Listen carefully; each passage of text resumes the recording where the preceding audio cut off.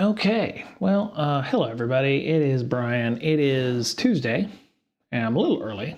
That's okay, because I have a hard stop in about an hour. So, welcome to everybody who's joining and who's watching, whether or not be a VOD or if it's the audio podcast, because I'm probably going to put this out on audio podcast. It is the BreakSec podcast / Twitch / YouTube stream. If you are interested in seeing my pretty face or my good friend, the Lord Protector in the right hand here, there we go. Come and join us. youtube.com/C/BDS podcast. Or you can hit us up twitch.tv/BreakSec. No, twitch.tv, /BreakSec. So don't, if you're watching this on video, don't adjust your, chroma or anything like that. I actually do have a black eye. I was stupid. Oh, are you going somewhere? Okay. I was stupid and misjudged where a piece of wood was when I went to duck and got this lovely scar right here, or what appears to be going to be a scar, potentially. It was actually much worse last Wednesday when I got this on one of my evening walks. And it was interesting going around besides San Diego when somebody would ask the question, sorry, I just can't concentrate, you have a black eye. So it was a lovely conversation starter, if anything. What happened, you should see the 2x4, heroic stories about, trying to save wolverines or, fighting wolverines or, coyotes or whatever. So I got to use that as a conversation starter with a lot of folks. But it was, it's healing. It is, it made its way all the way. It actually went this way around my eyeball. So, or actually it went this way around my eyeball. This little area right here was all like almost like I wouldn't say a baseball, but it was definitely inflamed that night and bled a good deal. So, but I'm on the mend. I can't remember the last time I had a black eye. Had to have been as a kid or even before that, because I didn't take a lot of chances as a kid. So maybe it's why I'm in security now. Very risk adverse, as it were. So,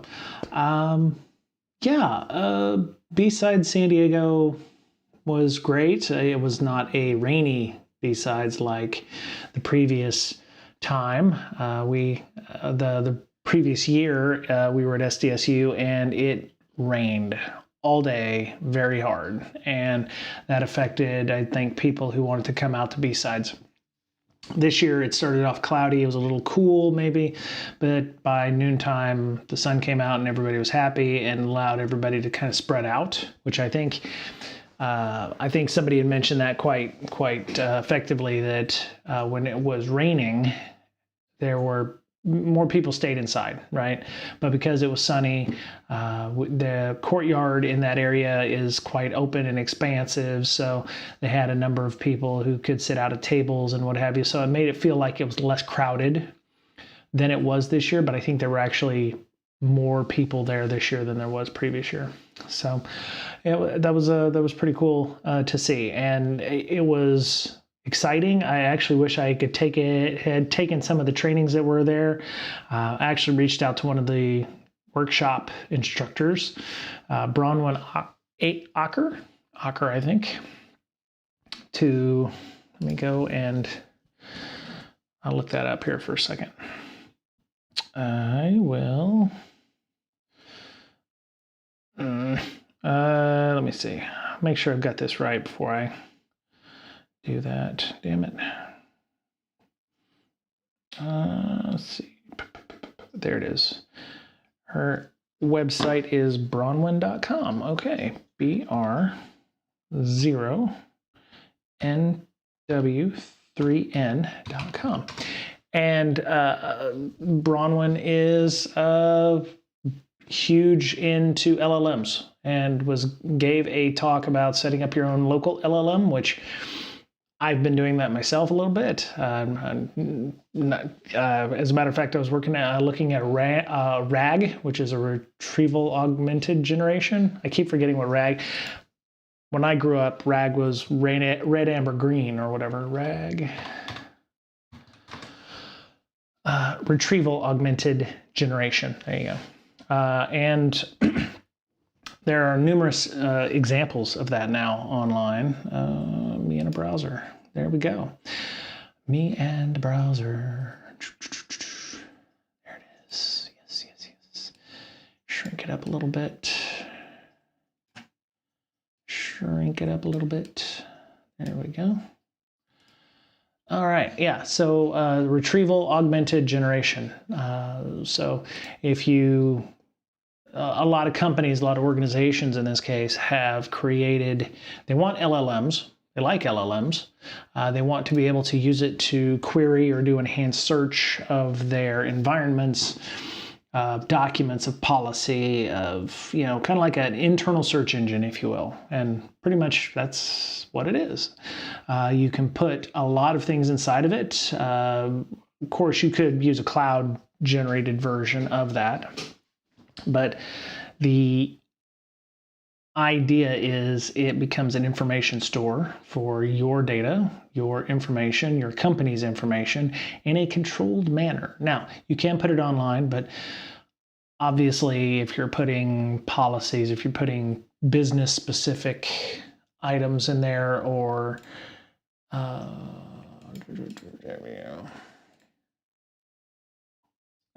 If you're putting, you know, secretplans.doc in there, or some kind of PDF that, or, you know, spreadsheets that show, you know, how much everybody's making, you wouldn't necessarily want that information out there in the world. And, you know, it's not perfect. I think when we have Bronwyn on, which if you want to go check out Bronwyn's site, Bronwyn's World, so copy.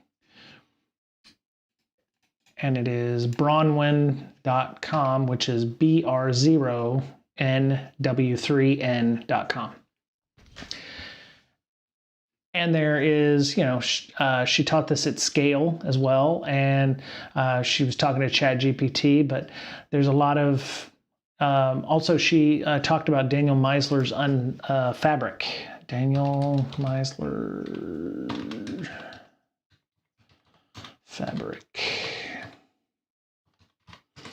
Which one of the things she did call out and mention was it's an open source framework for augmenting humans using AI. And not to oversimplify it too much, but it's prompt engineering. So if you have specific ideas on how you want to have something formatted, in this case, to give you some examples, run the summarize pattern based on input from standard in this case, the body of an article. But there's different examples here on, like, you know, you want to write a paper or you want to analyze something. So there's a number of different examples in Daniel Meisler's GitHub on how you might prompt strategies, if you will, for various LLMs. Just like when you're surfing the web and you're Google dorking, people tell you to use Google, you know, because it's in the name, Google dorking. But if you were to use Brave, or not Brave, but if you were to use DuckDuckGo, or if you use Bing, or if you were to use even Yahoo in this case, a different search engine will give you different results based on how they index pages. You know, if you're looking for something a bit more esoteric, you might try Bing for certain things. Or DuckDuckGo will give you different output based on how they index things. Anyway, so different prompts in different LLMs based on how that LLM is trained will give you different results. And so depending on the size of the LLM, the information contained inside of it, and the larger the LLM, the more information it may hold, or the more that it may be able to generate in some cases. I was learning about some LLMs. I actually created a Discord channel on our Discord, which I will post up an invite for folks if they're interested in joining us. Copy. No, not that.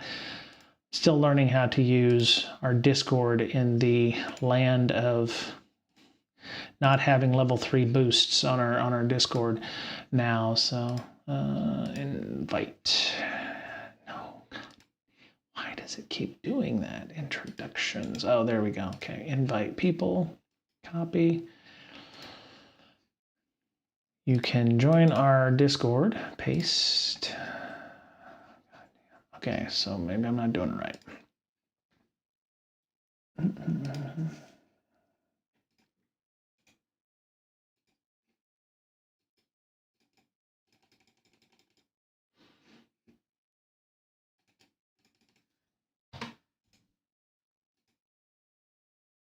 Okay, I don't know what the hell's going on. Feels like I've done this already once. Had some issues with it, so there we go. But anyway, so I have a channel on there, and if you hit me up on Discord, friend me and tell me why you're reaching out to me, and I'll get you on the Discord until I can get a bit.ly link, which I need to do tonight. But so yeah, there's a number. Generate an NPC, generate logos, depending on your needs. Check agreement. What is this? Oh, this is a picture in it. Yeah, it's a picture. All right.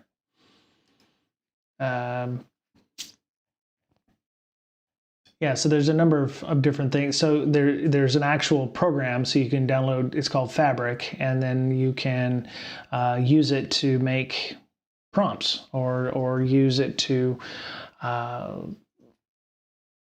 create. As you can see here, well, for those of you on audio, you'll have to go to Daniel Meisler's site, but it says you can add the code below for the equivalent aliases inside PowerShell by running Notepad. $profile inside a PowerShell window, and there's also some Python scripts and Bash scripts on being able to add aliases for your patterns and things. So I found that quite interesting. I wish I had taken the whole class. I did manage to sit in on a little bit of it as a goon, but I really wish I'd had a chance to spend more time with her. Maybe we'll have her on in a future time because I do need to have some interviews on here at some point. Yeah, prompts are good for this. The biggest challenge I faced in 2023, which still exists, is the sheer number of AI prompts out there. We all have prompts that are useful, but it's hard to discover the new ones, know if they're good or not, and manage different versions of the ones we like. So, Fabric has patterns for all sorts of life and work activities, including extracting the most interesting parts of YouTube videos and podcasts. Ouch.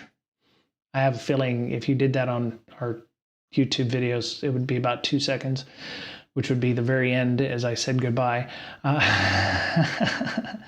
Writing an essay in your own voice with just an idea as input, summarizing opaque academic papers. So, any cryptographic, white papers out there that you can't figure out, or academic papers, it will summarize those for you. Creating perfectly matched AI art prompts for a piece of writing. So let's say you wanted an AI generated picture of a horror novel cover. Like let's say you wanted something like Curse of Strahd or something like that. That you would get it would help you generate those on the fly. So the other one that Daniel Meisler does, and I think the reason she brought this up was he uses it for marketing purposes. Like it'll, hey, give me 5 sentences to promote this thing. And it, so yeah, creating social media posts from any content input. So being able to generate those on the fly, instead of you having to sit here and go, because I don't know about you, but for me, it takes many, many hours to perfect that email, or to maybe sum up exactly what I want to say, because one, of confidence issues, or two, maybe I'm trying to, maybe I accidentally downplay what I'm doing, and I'm losing the overarching message, if you will. So go and grab this. It's github.com/Daniel Meisler/fabric, and it should be in our audio podcast notes as well if you want that.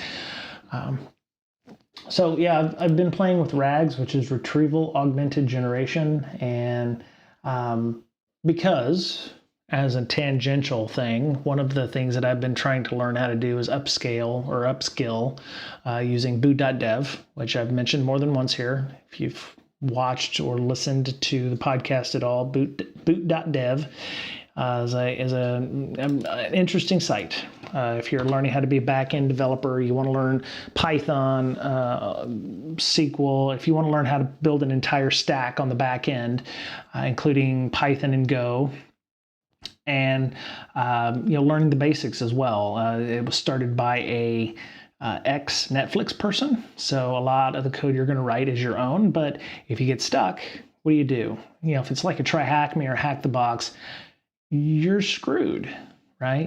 There's nobody there to help you. You're pretty much left to your own devices trying to figure out what I need to do to solve this. So if you're using try hack me or hack the box, which are, and I will preface this by saying they are both excellent resources if you want to learn things. But for the noob out there that, well, as you've seen maybe sometimes on my streams, when I tried to do those, I would get stuck at some point, and then I would get anxiety because y'all are watching this for content and I'm just sitting here flailing, don't really understand what's going on. I've got 0 people helping in the chat, or maybe the people in the chat don't even know how to solve it themselves.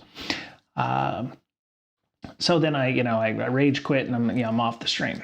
And so boot.dev, if you get stuck, you can ask the AI that has been trained to teach people coding, and we'll give you questions that you can suggest how you might solve this issue, or other methods by which you would how do you iterate through a loop? How would you iterate through a loop? And sometimes you can go back and look at the previous chapters. Sometimes you can ask more clarification questions, and Boots will give you more information. It's not perfect. You can actually get it to give you the answer, which I was like, okay. Sometimes you will have an answer that Boots says, yeah, that works, but you might think about this kind of use case for this code and why that would fail. Or yes, your way also works, but this way was more efficient, or this way would be more likely to be seen, or more easily readable, that kind of thing. I've had those examples like that before. And what I do is I have a VS Code document, if you will, with code snippets that I have copy pasted from my own answers or from solutions that were there on how to iterate through a loop. Or let me see, what was some of the other ones here? 2 different ways to convert a list to a set in Python. I figured out one way, and then they were like, no, there's a better way of doing it, or there's an easier way of doing it with less lines, if you will. And I actually figured out the less lines thing by Googling it. Stack Overflow still works, but sometimes it's good to have Boots to go, hey, does this make sense? Is this useful? Is this the best way to do it? And I've done that too. It's like the way I wrote it works, according to the output or the test cases that have been created. Is there a better way to do it? And Boots is pretty good about that. And they... I use Copilot, when I'm asking questions about some RPG-related items. I do some role-playing games on the side, so I'll ask a question about, different systems, or how might my hero do this if I'm doing solo role-play, and it does pretty good. Boots is pretty well trained. I'm actually quite pleased. I would love to see try hack me or hack the box with some kind of, I don't want to say something that'll give you the answer, but if you go to a lesson there and you're stuck, I mean, your options are to go to the forum and hope that somebody answers your question, or you're going to give up. Or, you know, like OffSec, you're going to try harder, but then you're going to give up because it's not a friendly environment. Oh, Fix It. Hey, what's up, Fix It? Thank you for the raid. Man, that's awesome. I would give you a shout out, but you've like added 600% more people to the stream here. So I don't know if there's anybody else that has been on if they're not lurking, but I'll give you a shout out. There we go. Shout out. Fix It. So I'm talking about retrieval augmented generation. Anyway, so one of the things that I've been trying to do, and let me see, let me open the link here. I found this in our, online. So the co-founder of Ollama has actually created. This is Matt. Hello, Matt. Has a whole course on his YouTube channel, free of charge, on how to use Ollama and how to set it up, how to install it, how to use Ollama.com to find models. I like Ollama, and I've got it installed on my MacBook here. The only thing that I think it's lacking is the ability to query models from the CLI. You actually have to go to Ollama.com to find. Fixed my computer a bit. Well, I would hope it is fixed your computer, new main drive and reinstalled, hopped stream back to the computer. That's pretty sweet. Good job. Welcome back. If you fix it 42, anyway. So yeah, glad you got back on. Glad you're here. Glad you're streaming with everybody. So anyway, this person is one of the co-founders of Ollama, and you can check out his website. And I actually have this link in our Discord. I have an ML channel because I'm like, I want to get involved and I want to learn this shit. So such as it is, even if it comes to nothing and I don't get a job for it, I don't think it's going anywhere. But I don't think it's going to take over and it's going to be like Terminator. I still think we're going to need some guardrails, if you will. And I think Bronwyn mentions that too on our own website. But so yeah, it's it's pretty long. And chapter 9, or the 9th one in the list, is let's build a RAG system, which is you're gonna go through, you're going to set up your database, you're going to set up a retrieval system, and he's gone through several days of this, so you're gonna go through this, and he's gonna set it up with you the whole way. So one of the things that I've learned about tutorials is I watch the video first before I try to follow it along, which has been helpful sometimes. But yeah, he goes through and talks about different models. If you don't have a GPU or you don't have a discrete graphics card, you can use this one. It's still going to be slow, but you can still use it. There's even stuff I can't run on my M4 here that's like, I think he mentioned there's one called Max Dolphin, which I saw on his website. It was like 450 billion points or something like that. And I was like, okay, I can't use that one because I did try running it, and I asked it, tell me about yourself, and it was like, think, hello. And I was like, wow, it's really, really slow. And then it like, an hour later, finally had one sentence on the list. And I was like, oh, okay, so it's really, really slow. One of the other things I learned from him was that if you're going to create a RAG, in some cases, you don't necessarily want a lot of additional information. So you don't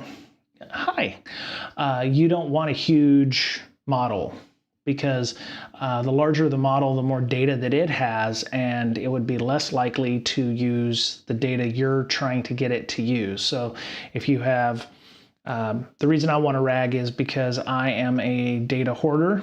And I told Bronwyn this. I was like, I have a data hoarder. I have a problem with hoarding stuff, and I like homebrew RPG stuff that people create. And you have no idea how much stuff I have.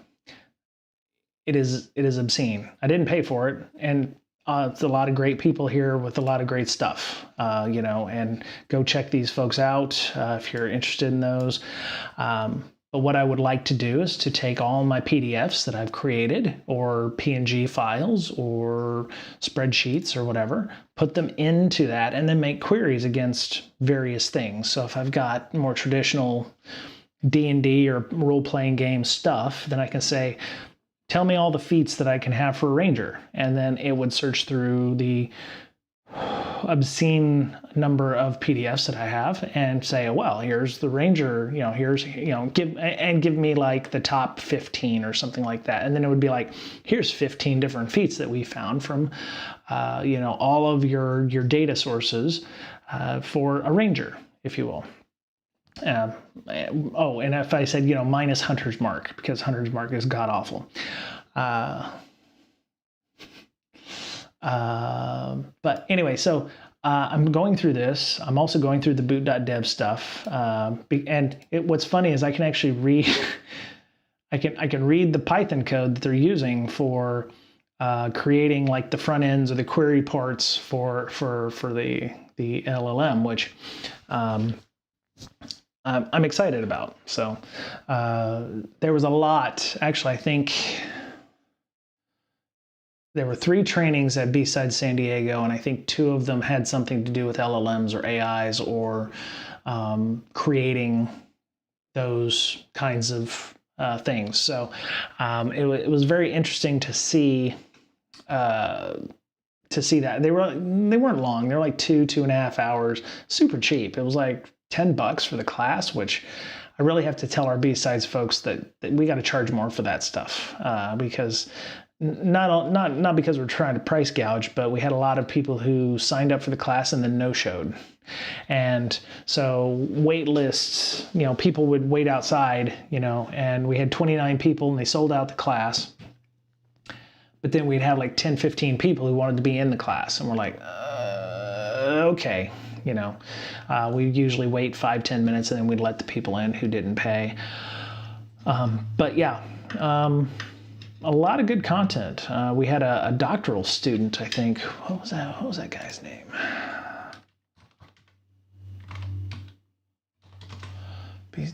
Nope, that's not right.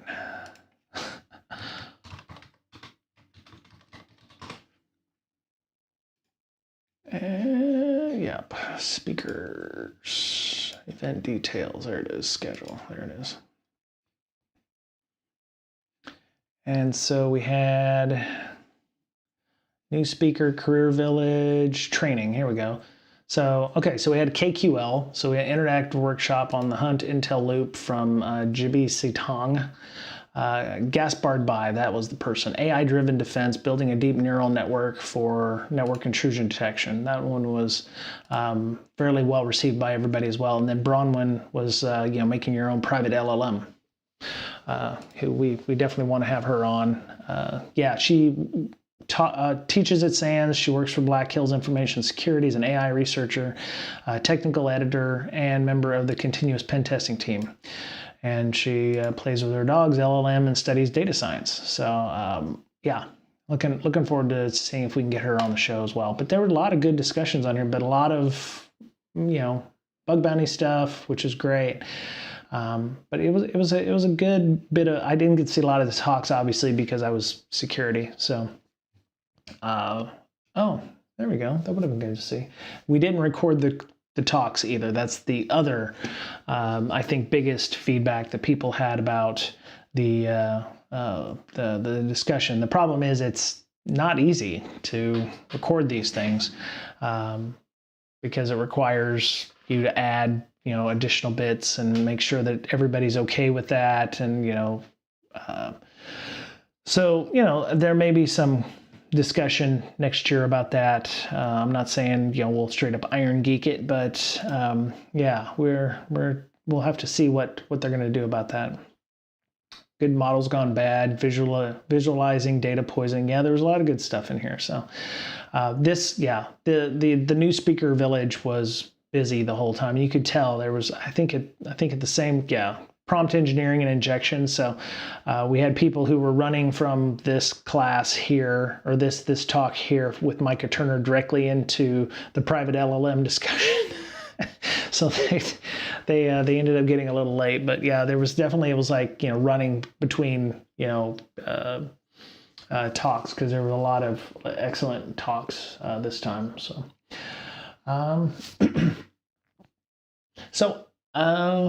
if you have a chance to come down to B-Side San Diego next year, please do so. It's an excellent conference.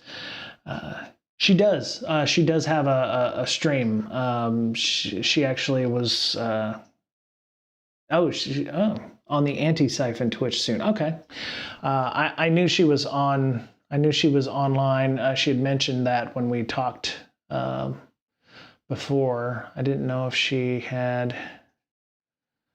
I don't know if she had posted up that she streams on here, but I knew that she had a stream as well. I just hadn't reached out to her about what that was. So,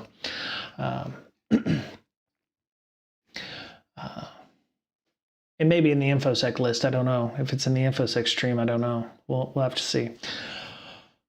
But yeah, so make sure we don't have any chatters over here. Okay.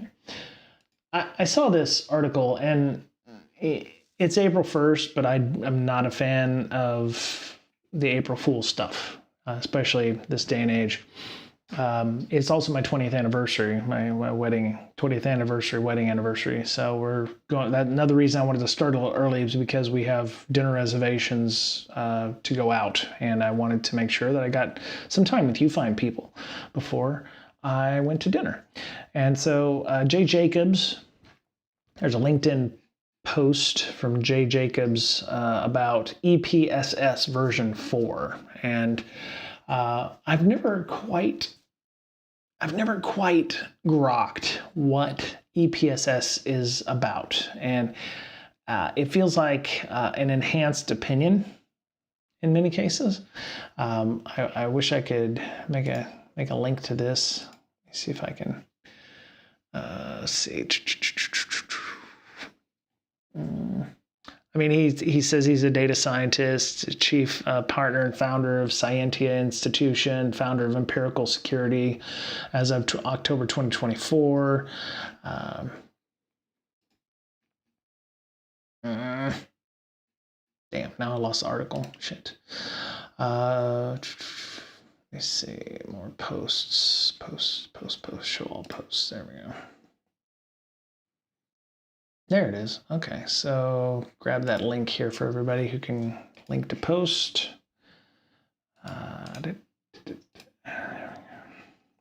Apologies for that really ugly LinkedIn post. Let me copy that to my list of things. Here we go. There we go. It says EPSS version 4 provides better performance over V3 no matter where your risk appetite is, plus the price is definitely within your budget. It's free. And so if you go to first.org, first.org is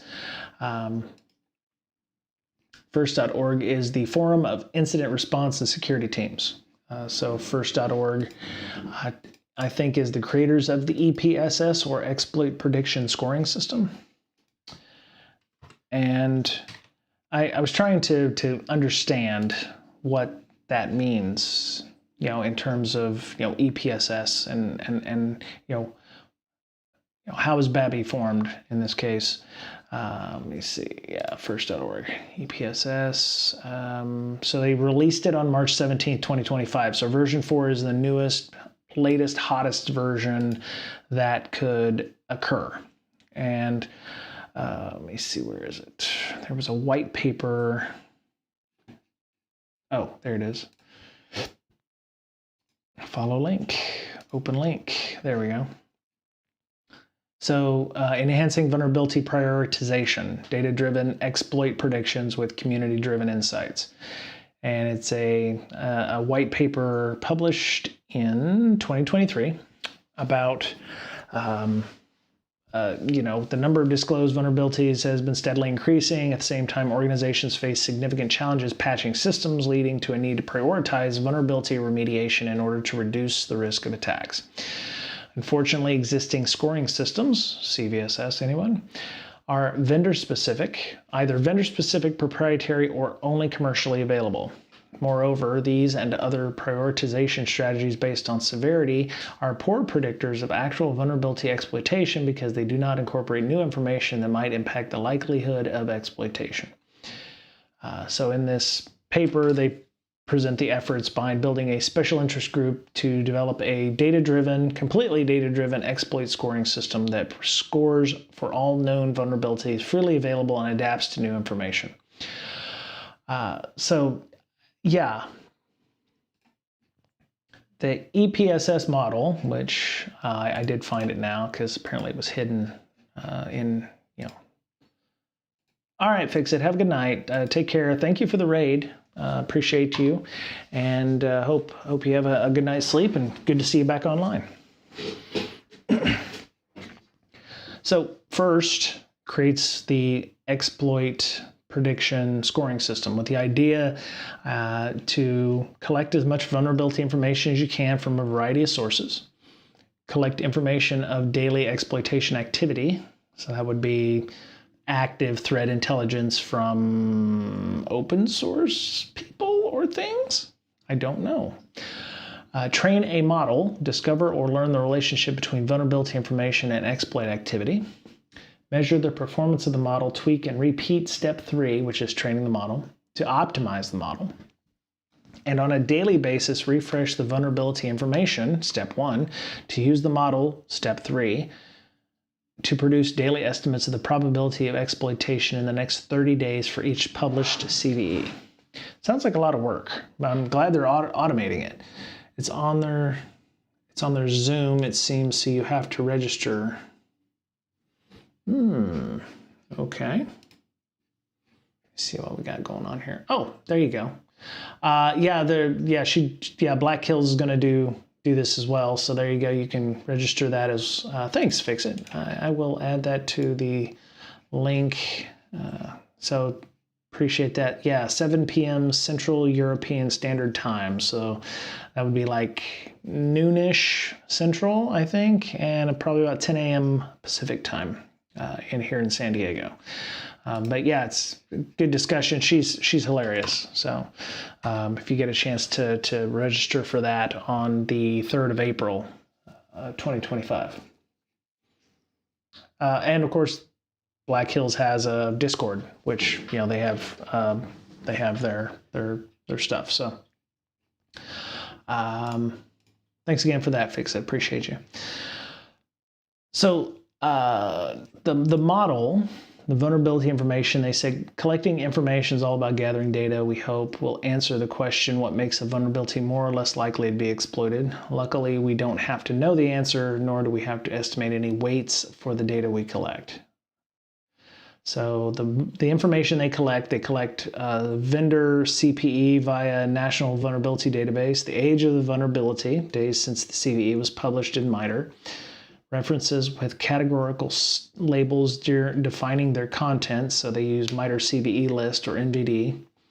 Normalized multi-word expressions extracted from the description of the vulnerability. Weaknesses in the vulnerability.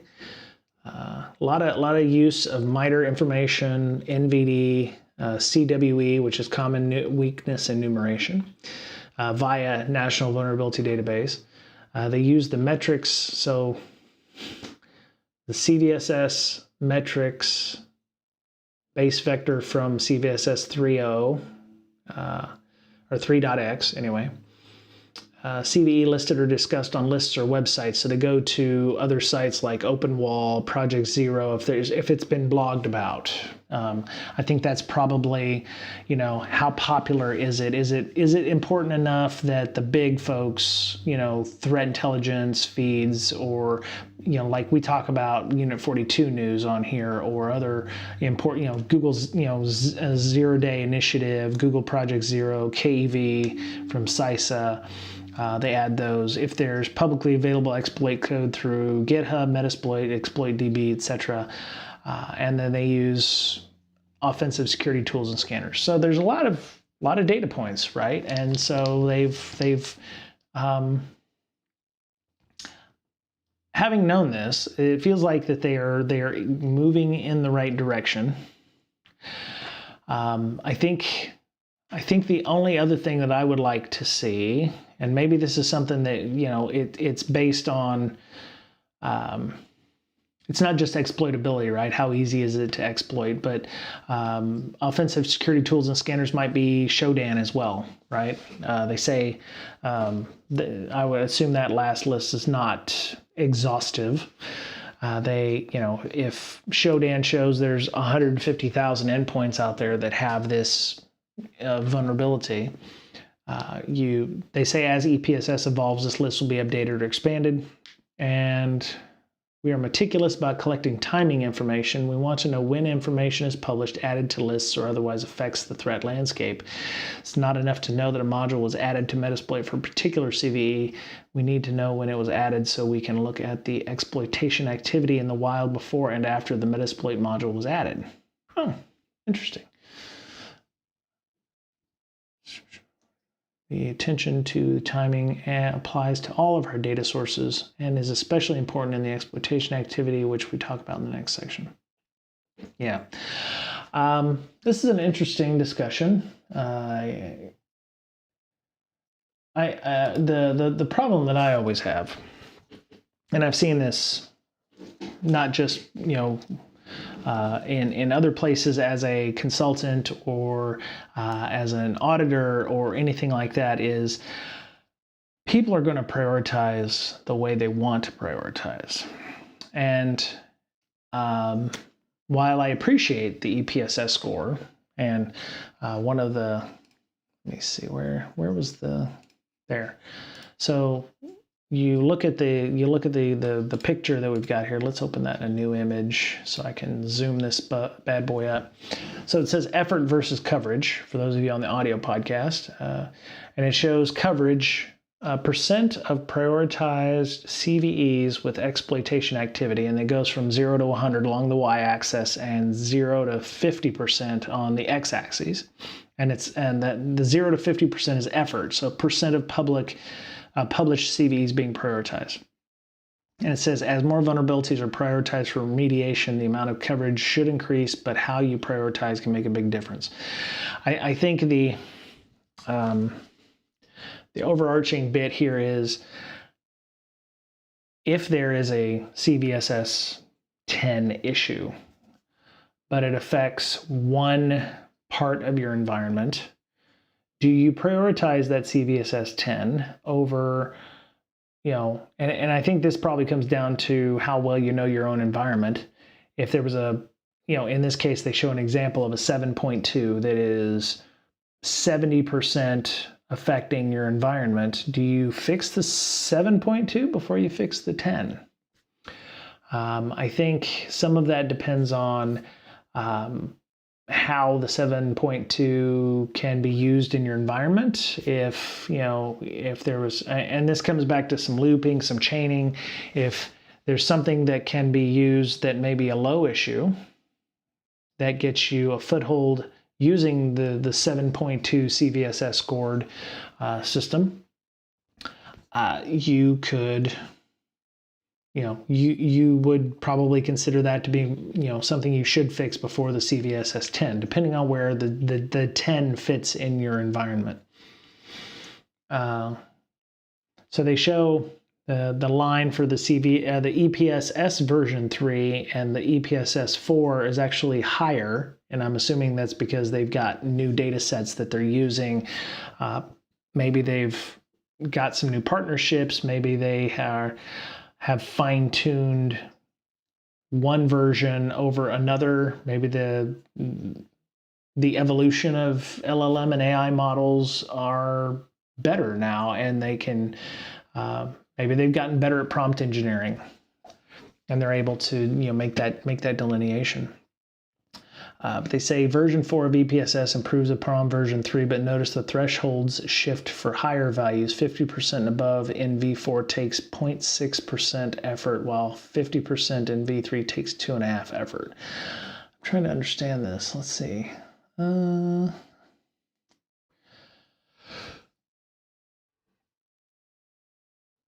Coverage percent of prioritized CVEs with exploitation activity. Okay. Thresholds for remediation are shown for different prioritization strategies. I think this is a good indicator if you use the EPSS score of saying, well, it's going to be, the more likely you get, or am I reading this in reverse? Am I reading this or the CVSS 10, once you hit a threshold of 50% on EPSS, then you should consider that. See, it would be helpful if, maybe I should read the white paper, or maybe we should read the white paper. Let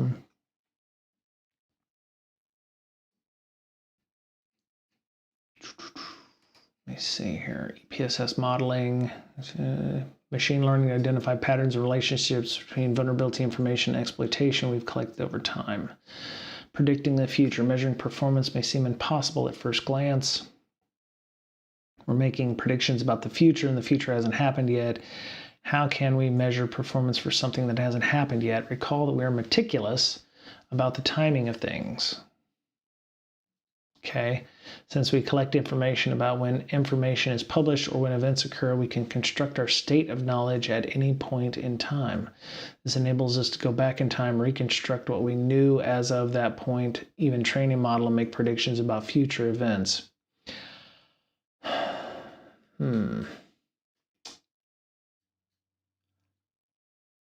I can imagine EPSS being quite, I don't want to say, well, no, I'll say controversial. I mean, not every vulnerability, not every XSS is the same. Depending on where it fits in your org, how it's detected in your code in your org.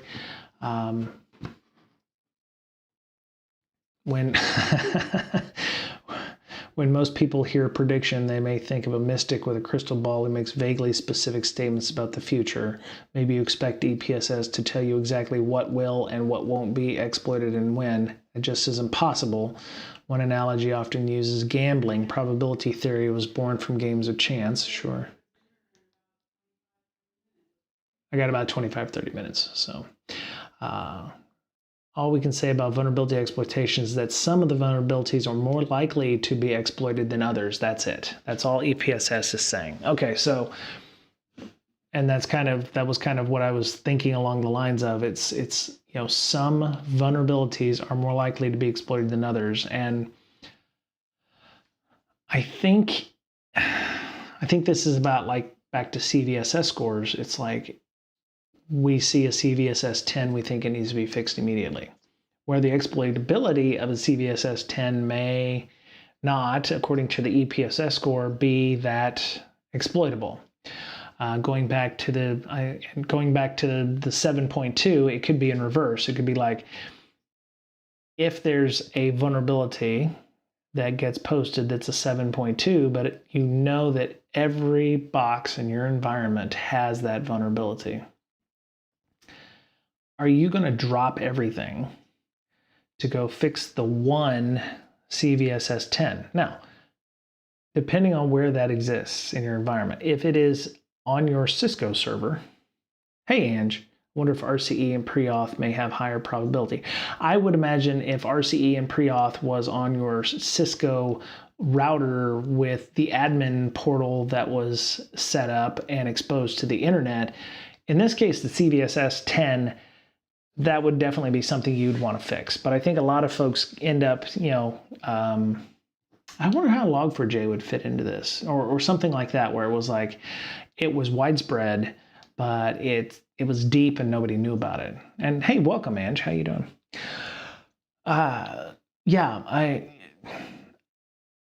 Yeah, everyone used it, exactly. Log4j was in everything Java, right? And because it was a dependency and it was like a second or third level dependency. But I think we get a lot of folks who work in vulnerability management and they get that. I think that what they're trying to do with the EPSS is to provide clarity into, this is an 8.9, but normally where this stuff is located is, deep in a system, or, nobody has blogged about it. I worry about that one. It's like, it could be a really bad issue, but, maybe Google hasn't had a chance to blog about it yet. And so does that mean it's, they haven't blogged about it? There's no Metasploit module, but it's still insidious, or CISA hasn't looked at it yet because they're a government agency and there's a lot of turmoil right now. We have no idea who's running the ship over there right now of any note in this case. So I still think a lot of vulnerability management is left up to the people who have the knowledge inside. And the problem is you have management who think they're cool and they go to the Reg, or they go to Bleeping Computer, or some their CEO friends, when they're out having caviar for lunch or whatever, is, hey, I heard about this CVSS problem, CVSS 10 issue, and then all of a sudden now you're having to explain to your CEOs that this isn't a problem. I don't know if EPSS actually solves any of that, especially if you're like me, you maybe couldn't talk intelligently about it. My thought was it's yet another indicator, but if you say, well, our EPSS score for this vulnerability or this issue is 0.4. Okay, well, what does that mean? Some of the Salt Storm attacks on US telecoms are due to Cisco attacks that were patched years ago. What is the sitrep there? Exactly, Walt. What's the EPSS score for some of those things? It's like, I'm sure they've been spoken about at length, timeline being important, it's, new CPU for Oracle came out. Oracle is horrible about public information about the issues on their stuff. So for some people who have certain types of software, EPSS is not going to be very helpful for them. I don't know what you did, Ange. It's all good. It's just, Oracle was a thorn in my side probably a decade ago. I'm glad I don't have to deal with that so much anymore. But yeah, it was like figuring out the vulnerabilities on an Oracle system when that if there is something that's really, really bad, and hopefully your Oracle databases are buried deep inside of your infrastructure, every month there's always something with Oracle. Their CPUs or critical patch updates are legion, and but they did confirm verbally to some customers, and now they have a class act on them. I'm not talking about the recent shit with Oracle and the data breach. I'm talking about if you use Oracle database or any of their shit, Oracle doesn't have customers hostages. Walt, yes, very apropos. Mr. Betcher, my podcast co-host, who cannot be here today because it's a weekday. We ran Oracle databases on-prem because this was before we had moved into we had a legitimate data center. We had one in Dallas and one in Pittsburgh, but we had Oracle databases that we would do stuff on. And, the idea was to patch those, and some of those hadn't been, and this is over a decade ago, so it's probably not the same as it was now.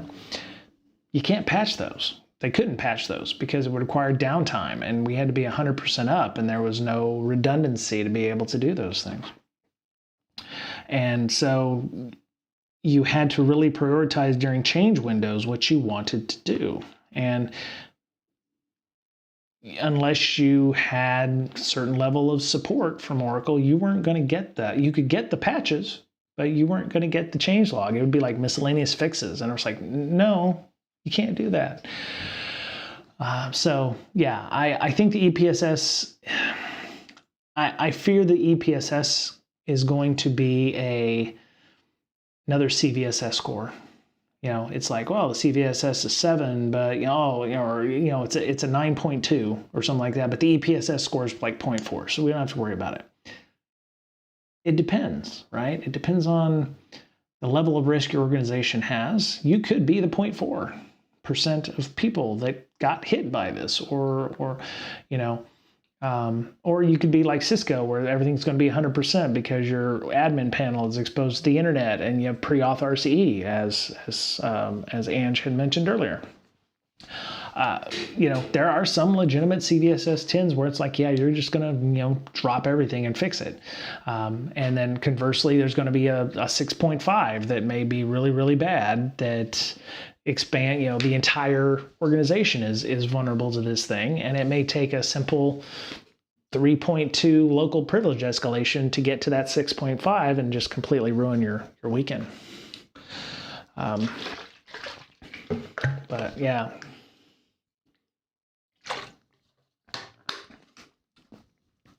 I worry about the reliance on that, because I don't know how it is with most organizations, but there's a lot of organizations that don't know what they're running, what their inventory is. The idea of having SBOMs, and back in the day it used to be CMDBs, but a lot of people don't know what they're running in their environments. They still don't. And you're going to have people that are going to use the EPSS scores as we don't have to patch this thing because, it's only a 0.4. And that's where I think that they need to be a bit more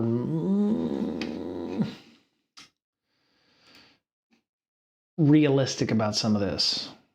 So they've got numbers in here. They're talking about the model performance, but what I think they should try to reinforce with folks is, this is not a CVSS score. This is not, we can get away with not patching this 10 because it's a 0.4, or yes, you should really patch this because it's a 50%. I can guarantee you product teams already are underwater at your organizations. If you were trying to get them to patch anything, or software release is coming up and here's another CVSS 10, or here's another, maybe you don't even use CVSS scores. Maybe it's a critical high, low, medium kind of thing. You tell them, well, here's another critical issue. It's got to be fixed, within a certain number of days. And your product team's like, yeah, just go throw it on the pile of criticals that we already have, and we'll deal with it in the next, couple of weeks. Hey, Moon Pie Dumplings, how are you? So what's this? Looking at the performance of CVSS scores produced October 1st, 2023, comparing against the observed exploitation activity recorded.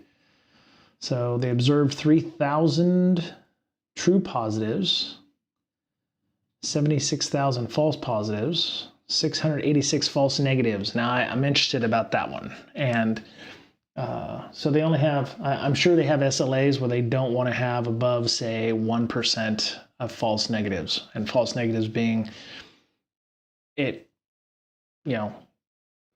false positive is yes, but no, and false negatives was no, but yes, in this case. And the true negatives is no, but no, right? Exploited in the wild. False positives. So here's a nice Venn diagram of all the things. So you have true negatives deployed correctly, false negatives incorrectly delayed. Correctly delayed. Correctly prioritized, incorrectly prioritized. So what they're saying is that big blob are false positives, and trying to lower the number of false positives. Incorrectly prioritized, I think, is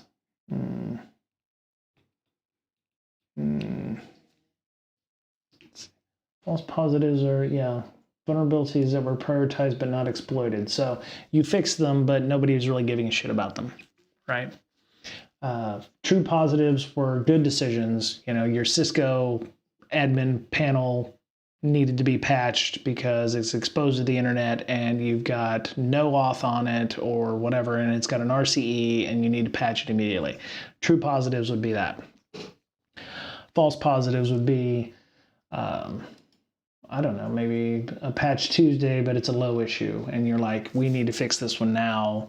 And it needs to happen immediately. And they're like, well, it's a low, but oh well, it's patch Tuesday or whatever. So, so this is why they're trying. Yeah, so they're trying to make this blue blob less bluey, right? Not to be confused with the dog from Australia, but so they're trying to make that overlap smaller, right? So the true positives, which are the overlap from the false positives and the false negatives. They're trying to make that overlap a little less crap. So what I would love for them to have here in this document would be how you, I don't want to say sell this to your management, but how do you explain when somebody says, well, what is EPSS? What is it, what it isn't, that kind of stuff. But comparing metrics. Okay. Data is limited to CVEs with 3.x scores. This is on the EPSS model page down near the bottom where they're talking about comparing metrics. And it's interesting, you would have thought that, so the red circle on the left-hand side of that and the red circle on the right-hand side, they don't seem to change. It hasn't changed. You would think EPSS would have something to do with reducing the number of false negatives as well, by saying, well, this is not really an issue or whatever. But then, it looks like an optical illusion, but I think those circles are exactly the same. So EPSS does nothing for false negatives, but it only affects false positives and true negatives. So it only deals with the ends of the spectrum. It doesn't deal with the fuzzy area as much. Your false positives get lower. Your true positives. Oh, I see. Wait. So your true positives and your false positives. Yeah, your false positives shrink, your true positives, looks like everything kind of stays the same. EPSS is interesting. I will say that. I'm not sure I'm sold on it yet, because I think they're doing a great job of training the model to make it more useful, but I understand why MITRE and NVD and those will want to stick with CVSS because that's their rating system, right? And it's based on, CVSS scores are based on things that you control. It's more like, didn't realize NVD was down.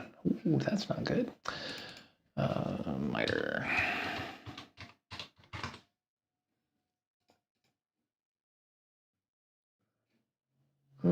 Where's the CVSS calculator?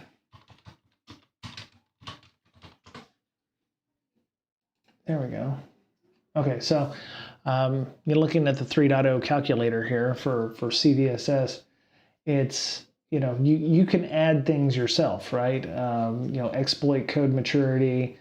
And maybe that's what some of the EPSS is doing. It's telling you, well, it has a proof of concept. So, we have a code on GitHub, remediation level. There may be a fix from the vendor. It's a temporary fix, or there's a workaround, that kind of thing. And then you have your environmental scores, whether there's requirements for confidentiality, integrity, availability, and then what you need to do to make it happen, like modified scope or modified confidentiality. there's some. The other thing, like I said, the reality of it is your company's going to do what's best for yourselves. So if you patch every 3.0 out there, you're going to patch every 3.0. It really depends on your own company's risk. EPSS, CVSS, be damned. It's going to be like if your company is one that has a culture of security and wants to make sure that they're secure and they don't want to get owned up by something that's a 3.0 or a 10.0, they're going to have processes in place to address these items in a timely manner. I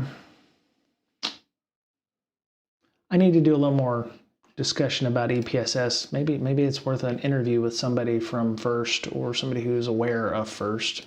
I'd love to talk to Jay. He seems to, act like he knows what he's talking about. No matter how you score them.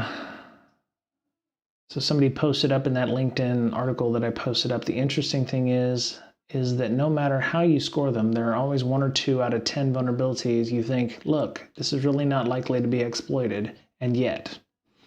100%. I would say over-reliance on CVSS scores or EPSS scores can cause issues.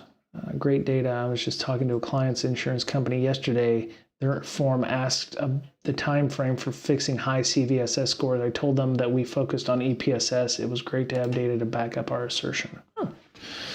And maybe that's a way to help your organization. If your high issues are busting your SLAs, which is another discussion for another time about SLAs, it might be helpful to have EPSS and go, well, we're fixing it based on exploitability versus, we have multiple data points showing that, yes, it is a high issue, but it's not something that is, very exploitable in this case. So I can understand the need to have that kind of empirical evidence. So anyway, okay, so we're getting down to about the time I need to leave to go to Vic.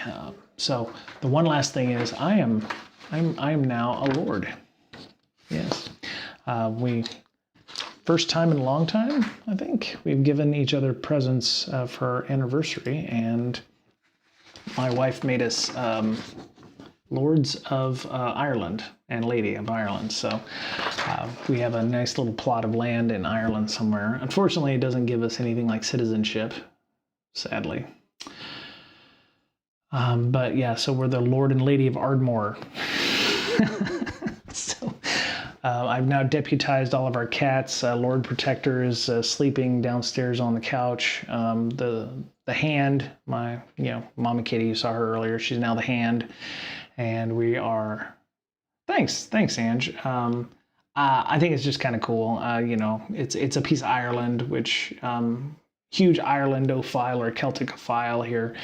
But yeah, it's just pretty cool. Let me see, where was this thing?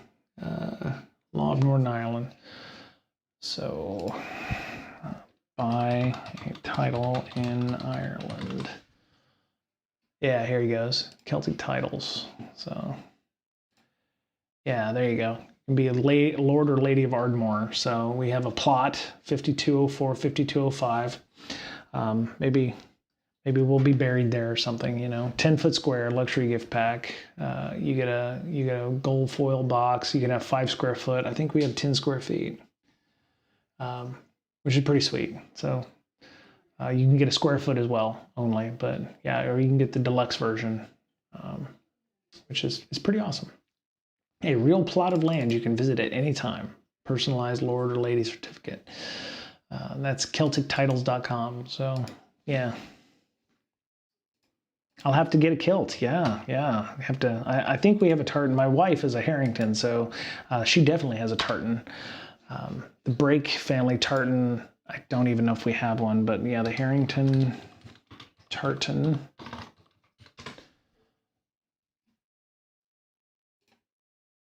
Yeah, so yeah, this is the Harrington tartan right here. So it's nice and green. I think there's even it's a lovely green color. Yeah. So there you go. Yeah, she's not English Harrington, she's Irish Harrington. So I don't have one though. Break family tartan. Because I think we're mostly German. Yeah, we probably have a coat of arms. Yeah, we have a coat of arms. So there you go. It's pretty sweet. I got 3 horns and a helmet thing and some ivy or something in the back here. Yeah, Bresh. Yeah. A-size rolls of 1221. Yeah, I knew that when we moved over here, fucking INS, there at when we came in the country, my father's families, we're Anglo-Saxon, so we're from the Saxony part of Germany. But yeah, so B-R-E-C-H-E, and I know that some of our family lives southwest of like Frankfurt, I think, in that area. So we had an ancient burial ground there. So, but yeah, many families came. 1648. I want to say, there's several breaks. I want to say my father said it was New Orleans, but it could very well have been any of these folks here. So, and of course we migrated to Australia. My guess is we got sent there. Yes, we followed the first fleets of convicts, mostly convicts, I would imagine, probably. There we go. So, we probably got family members in Adelaide and in 1839. So, but anyway, I think I'm going to go. Thank you for listening. Thank you for watching. I'm going to take off now and get ready and get dressed to go to dinner. And thanks, Ange. Thanks to everybody who come and hung out, and thanks to Fix It for the shout out and the raid. And so I'll see you next time I see you. We'll probably do some Python boot.dev stuff, and have a great week. Take care of yourselves, and we'll talk soon. Okay? Bye, y'all.